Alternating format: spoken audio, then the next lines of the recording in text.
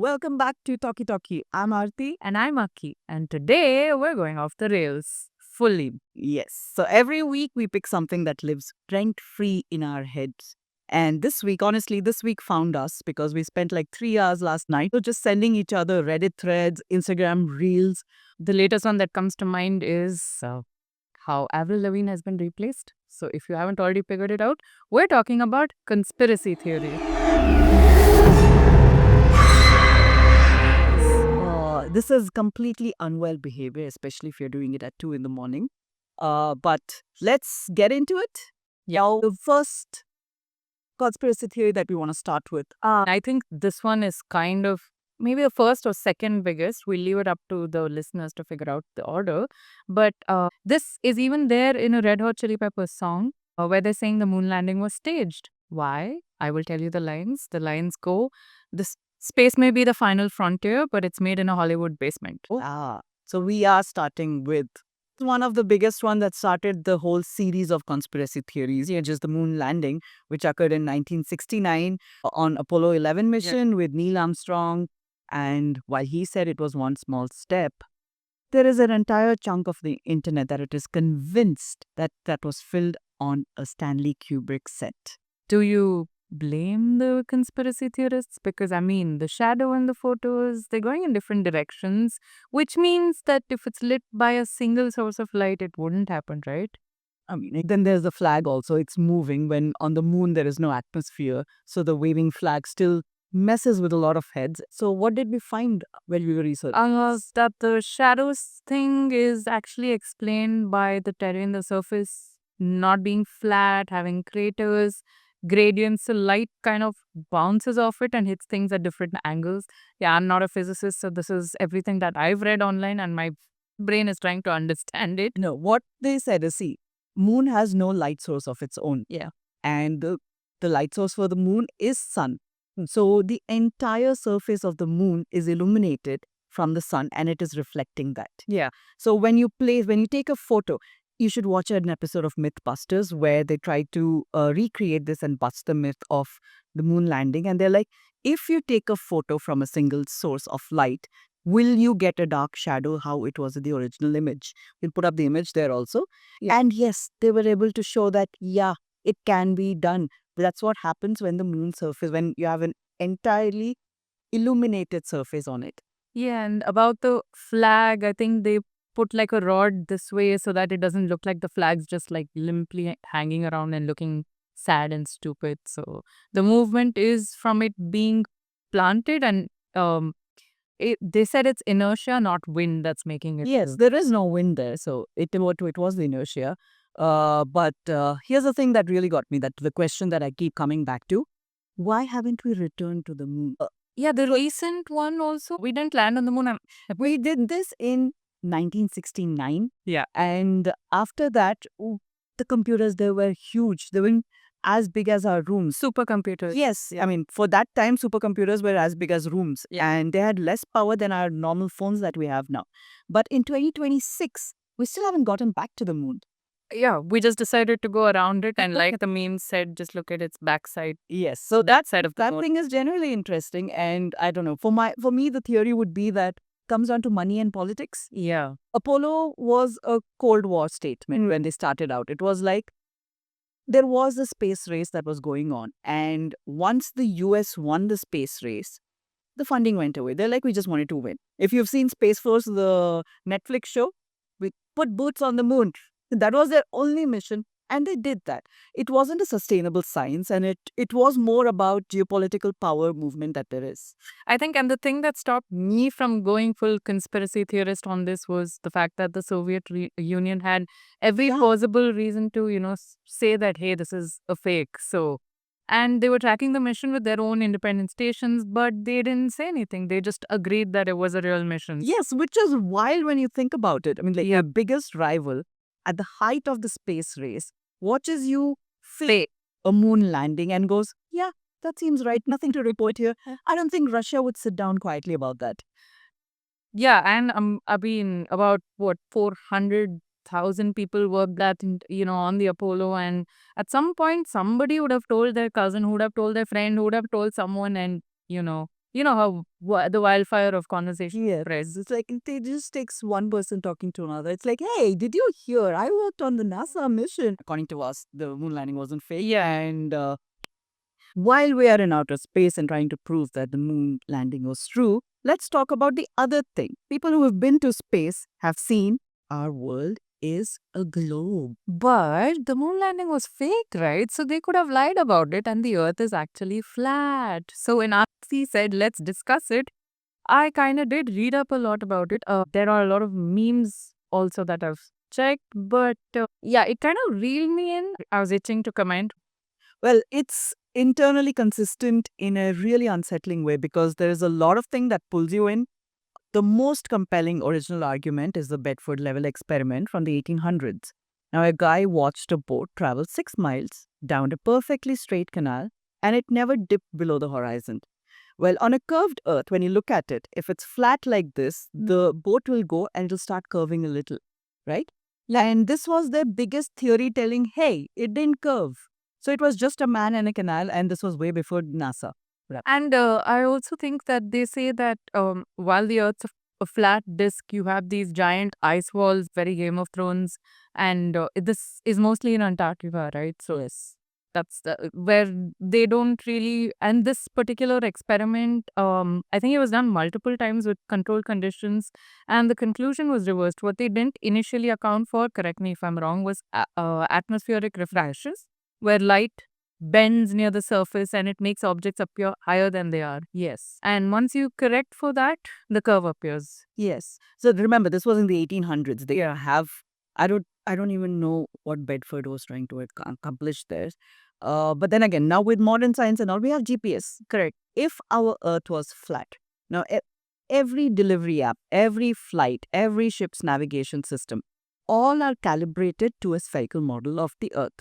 Right. If the Earth were flat, none of it would have consistently worked. You would have ordered something, it would have gone to another region altogether. Correct. But it does every day for billions of people. It works. Yeah, I mean, with that example, it actually works to an extent where you can time the delivery guy reaching your place very much, on time as predicted by the app. And if GPS is faked or if it runs on a different model that happens to work on flat geometry, I can't understand that. I really can't understand physics that well. So this is just very confusing to me to even try to comprehend that.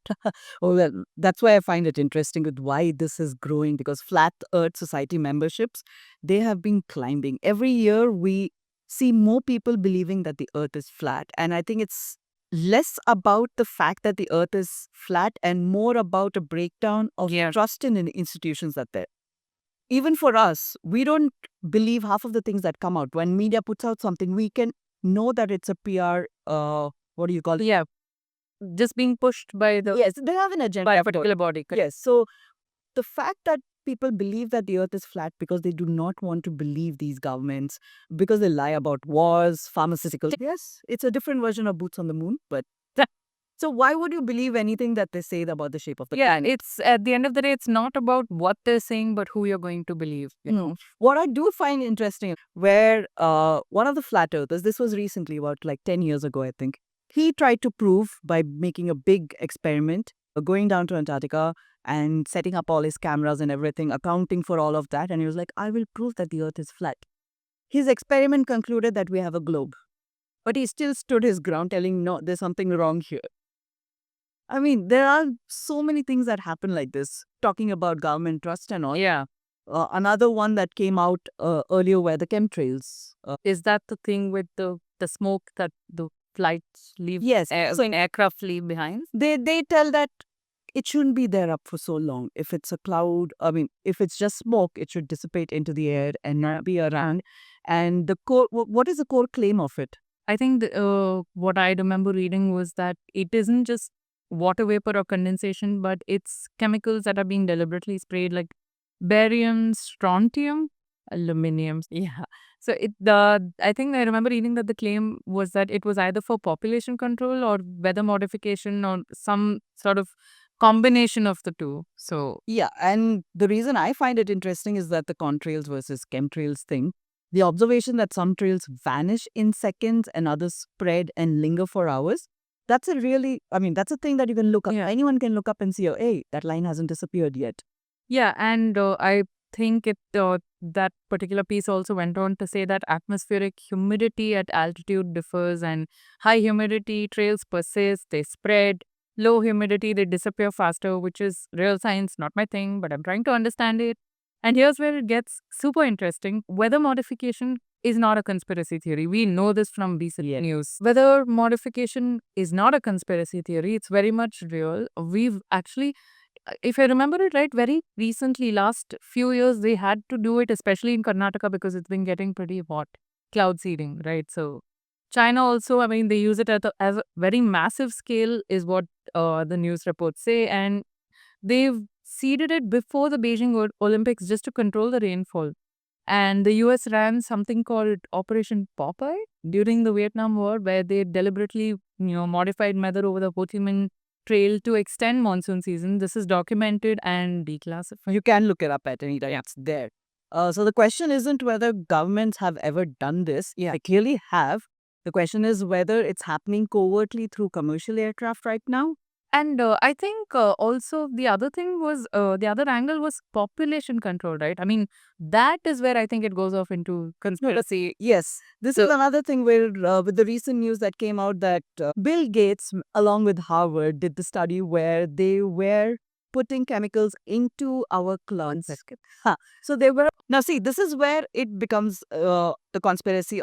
Forget the population control part, but people are trying to control the weather. With the recent news that we saw about Bill Gates and his experiment along with Harvard, where they did put chemicals into the clouds. Yeah. Their theory was it's to cool down the earth, but what it has in turn done is the rains have been scattered or it's been torrential, and it's affecting, the chemicals are affecting our soil, especially in India. Yeah. It's affecting our soil. The way we are growing crops is being affected.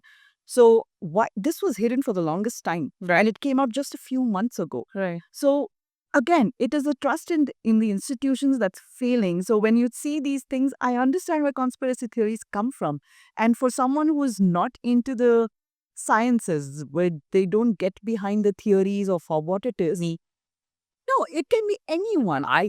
Between the two of us, it would be me. Yes, okay. So that it becomes like that, and Yeah.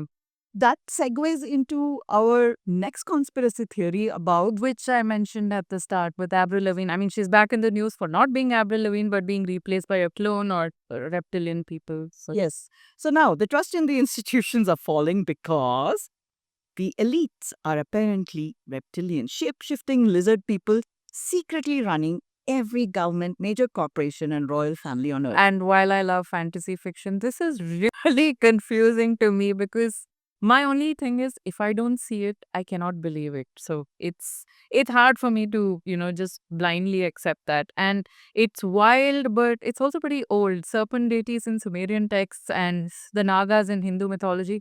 But then we none of these can be taken for direct face value. I mean, they could have just been a particular type of people and they've just been classified as, hey, they're all snakes, I mean, for example. So every ancient civilization has some version of a powerful, cunning reptile figure shaping human destiny itself. So, Yes. Well, which is it? Either because option one, ancient people were describing something real they encountered, or option two, humans have evolved primal fear of snakes and we keep projecting it onto things we fear and don't understand. it could also, I feel it could also just be that I don't know how many of our listeners would have read even something like, I'm sorry, wait, was it Immortals of Madhuva? Yeah, if you look at the Ponniyin Selvan series, in that you have the Vanar clan. It was very much a real clan of human beings who lived in the jungle. But if you look at the Ramayana, Vanaras were actually monkey, human, hybrid creatures. Like Hanuman is one of them. So my question again arises, is it just an understanding of characteristics? Is it just a description of what they were like, or did they actually exist? Well, even the Egyptians have a version of it, right? If you see the hieroglyphics there, Yeah. the humans are not, the workers are depicted as humans, but the pharaohs, the pharaohs that sit at it, they have a weird shaped head. So the theory for that also is that they were not human. They were aliens or reptilians who had come down from somewhere. Yes, that's my one thing. And even the modern version where David Icke, he publishes his book, I think it was in the 90s, and suddenly the Queen, George Bush, the Rothschilds, all lizards in skin suits, and millions of people find it very compelling. Think about it. I mean, it is interesting. It's also, I think most of the people mentioned in this are supposedly part of the Illuminati as well. Yes. So So that's another conspiracy theory, but I mean, these probably just gentlemen's club for all we know. yeah. Because of course, women were not allowed in any of these. So whoever does this symbol. Oh God, there's photos of every single. Zillion Risse, what's his name? I don't know. Almost all the singers on stage do this. For me, But anyway, my point it's a triangle in the air with an eye in between. Yeah, well, here's what I think it's actually doing. And I say this without judgment. I think it's trying to explain a real feeling. Yeah. The feeling that decisions that affect millions of people are made by a tiny group.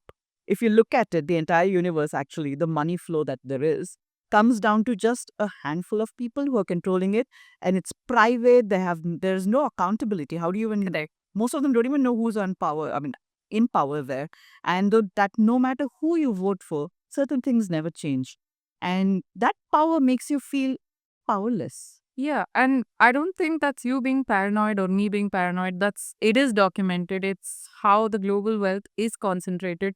And I'm gonna again come back to a very trending topic, the Met Gala. What the heck even happens behind those closed door? You'll never know because there's no cameras allowed. And the security gossip.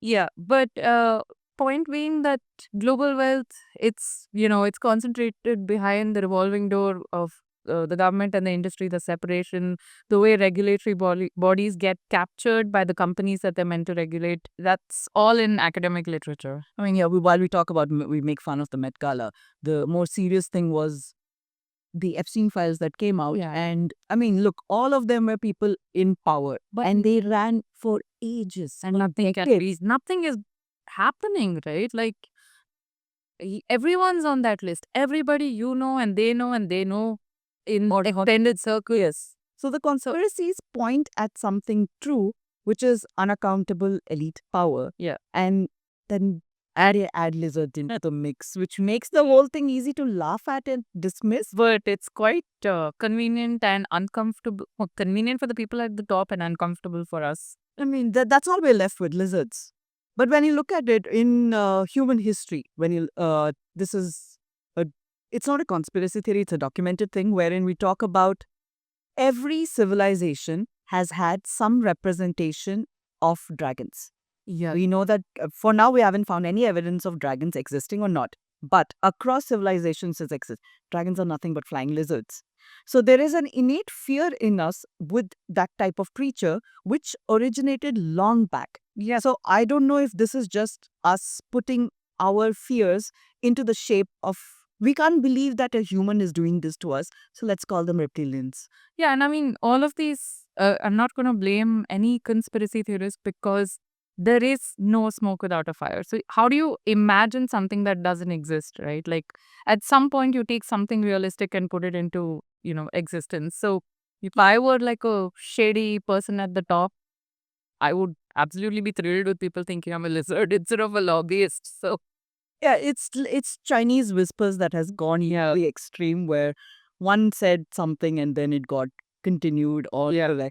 But having said that, now while we're talking about elites and unaccountability and everything, we're also seeing a disturbing, I wouldn't call it a trend, but there's disturbing news that a lot of scientists that were working on critical things like alternative energy, space programs, plasma, laser energy, all those types of things are going missing. I think you mentioned this like 2 weeks ago. We had seen some Instagram post and we were talking about this where random people like scientists, microbiologists, virologists, researchers, everyone is dying, and you also have these random missing. Sorry, I don't know if they're dying. I mean, they are dying suddenly also, Isa, right? Because there are random reels that pop up which say, hey, you know what? Cancer is an invented thing. It could be completely avoided with certain things that big pharma doesn't want you to know. So I I don't know what's going on. I mean, it's just one list, I suppose. There's things going back right up to the early 2000s, and Microbiologists, especially, I think, kept popping up, right? Like, Busy. In the early 2000s, there was a cluster like Don Wiley, one of the leading experts on how the immune system fights viruses. He was found dead on a bridge in Memphis. And then you have Benito Q, O'Kill, I'll call him Benito, cell biology researcher. He was beaten in a carjacking accident. And you have the Russian biodefense expert Vladimir, not Putin. His name is Pasanik. Pasanik, I think. I don't know. Vladimir. He defected to UK, but he suddenly died of a stroke. I mean, all of this really, this particular thing makes me think of a Dan Brown book. Like, it feels like that, right? Dan, if you're listening to this piece, we have an idea for you. And each one seems to have a story, but it's how closely that they're clustered towards each other. That's what it's, people are flagging off, right? Yeah, but in the recent year, like in the past few months itself, we have documented news and articles that 11 scientists have gone missing. And there are cases of researchers in Russia involved in vaccine and biological research dying in what local reports called accidents, falling out of windows. And how many people fall out of windows in Russia? It's just puzzling for me. That is more like, why don't your windows have bars? Okay. Yeah, that's not a conspiracy theory at all. That's very well known. I mean, oligarchs, journalists, whistleblowers. It's the easiest way to literally push people out of your lives, I suppose. And then there's the Chinese angle. At least 3 researchers connected to the Wuhan incident where it started. And then there's the Chinese people, at least 3 researchers connected to the Wuhan Institute, had their online profiles, publication histories, everything was wiped in 2019. And this was just before the pandemic. Yes, just before the pandemic. And one of the researchers' database of thousands of bat coronavirus samples was taken offline overnight. It's like they hid their tracks for everything. And we've been able, not we, but the media has been able to find documented reports, and they're brought out to the media. And where does the line between documented suspicious events and conspiracy thinking get drawn? I go back to Chinese whispers.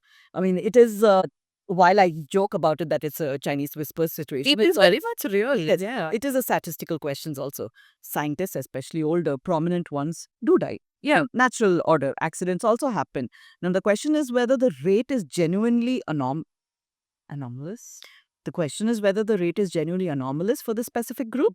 I mean, we don't have a control group we can compare it to. It's like, are scientists dying more than people, normal people? No, that's wrong. Are scientists dying more than Regular citizens, I suppose. regular citizens or other workers, other fields? And when people have tried to do this rigorous analysis, the sample sizes get very messy. You can't isolate it that way.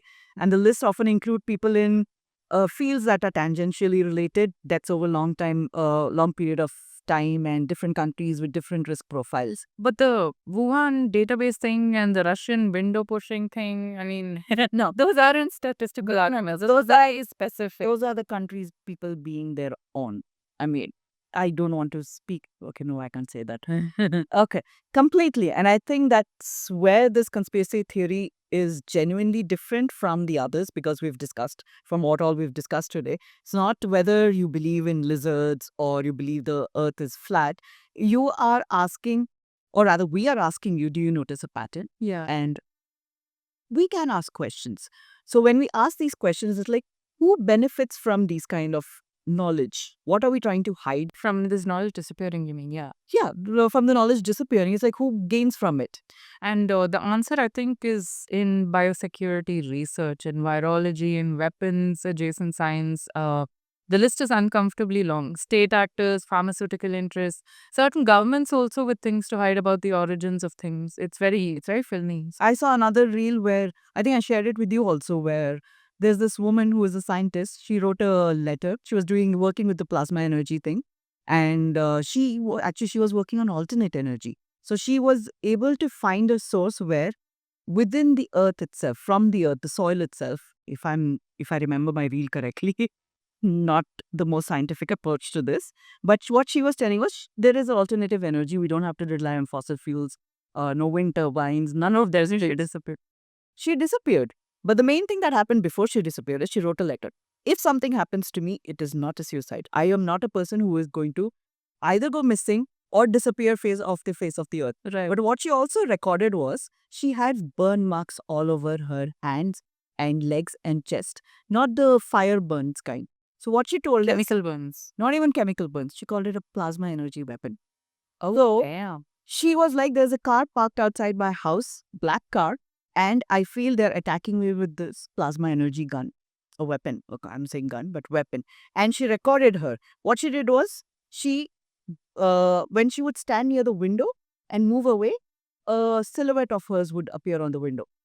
That is so like sci-fi cartoon movie. And thing. then she blocked all her windows. When she blocked it, she couldn't feel that burning thing again. As soon as she would open the window and go put her hand again that burning, tingling feeling would start again. So creepy. Yes, and I think that's what gets me in what people are doing. Like, what are you trying to achieve? Why do you need to be so dangerous? Or is it just a conspiracy theory? This thing I cannot get behind, because having been a former scientist who likes to be a continuing scientist, that is scary. What if I discover something and then I'm like, I'm telling now, if I ever disappear, You can't use it. So yeah, I mean, while we're talking about scientists as such, another popular theory that goes around, and it is still floating around, is the Mandela theory out there.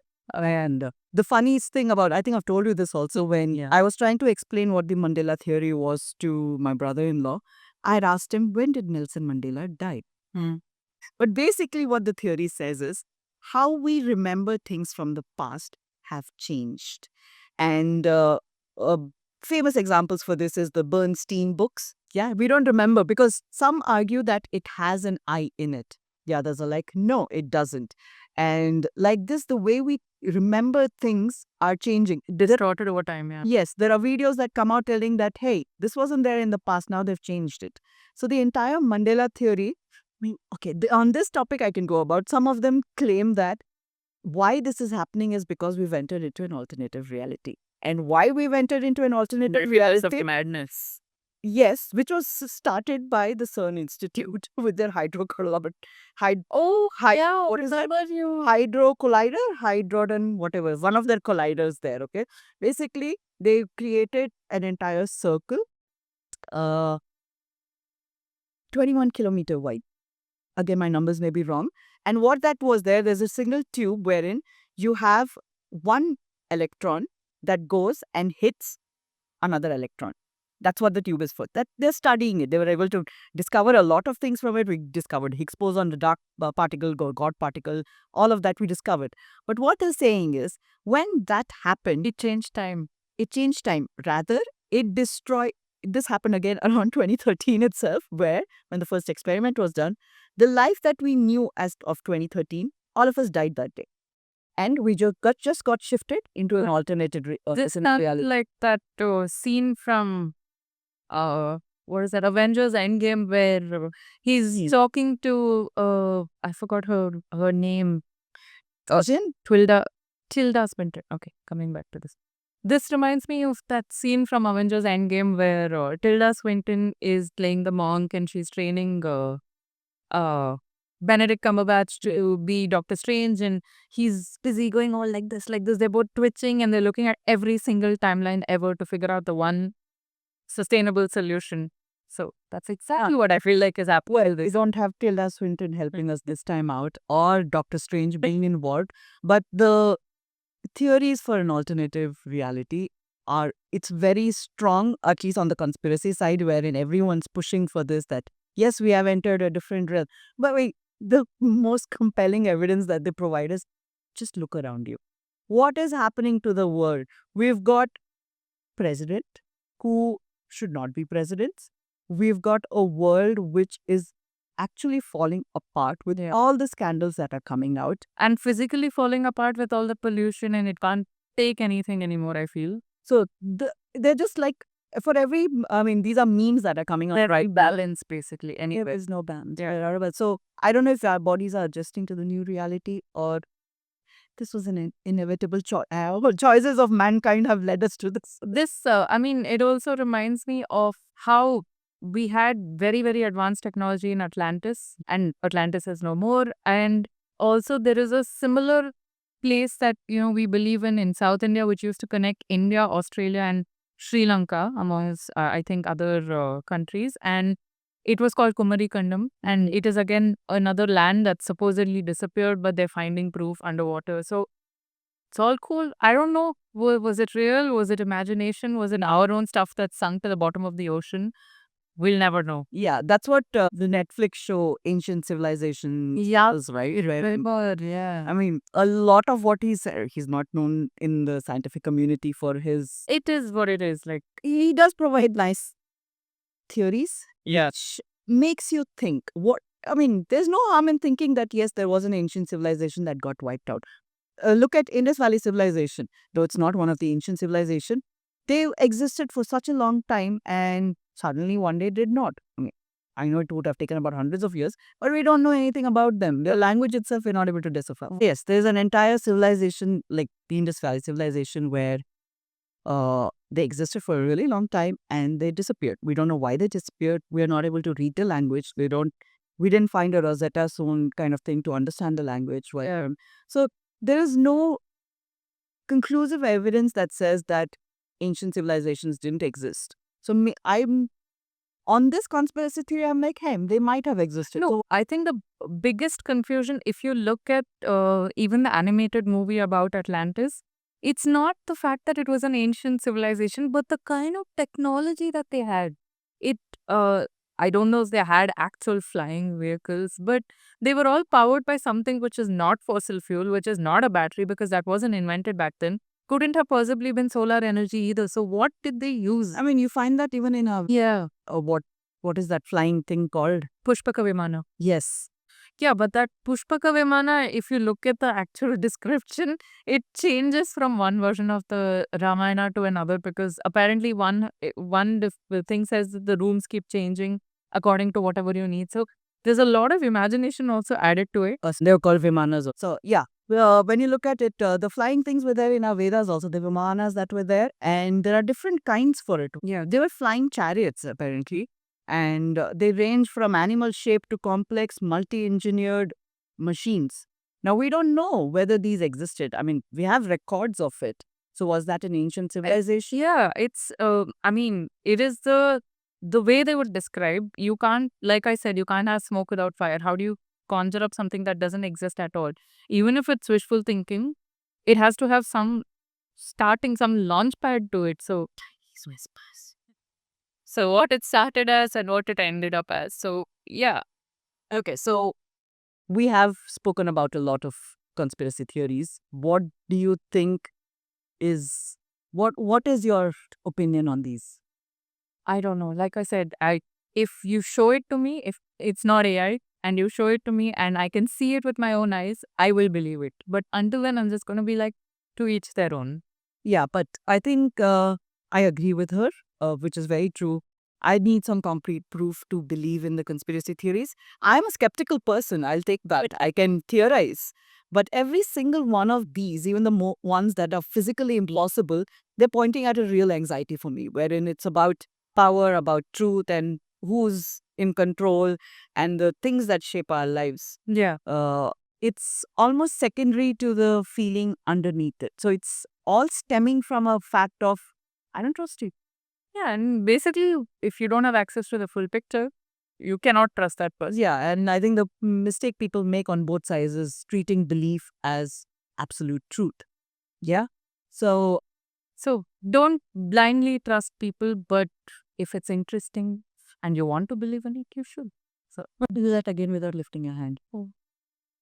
yeah. Now, I think the idea is not to blindly trust people or theories or anything.